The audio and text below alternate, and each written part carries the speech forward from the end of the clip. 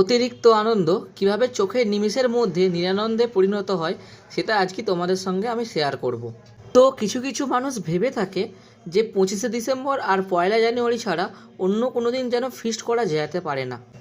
এরা এইভাবে আনন্দ করে থাকে। এখানে জানুয়ারি মাসে হাজার হাজার মানুষরা পিকনিক করতে আসে, সেই বিশাল লাউড স্পিকারে এরা বক্স বাজাচ্ছিল, আর এত জোরে বাজাচ্ছিল কি বলবো তোমাদের, তোমরা না নিজের চোখে দেখলে বিশ্বাস করতে পারবে না।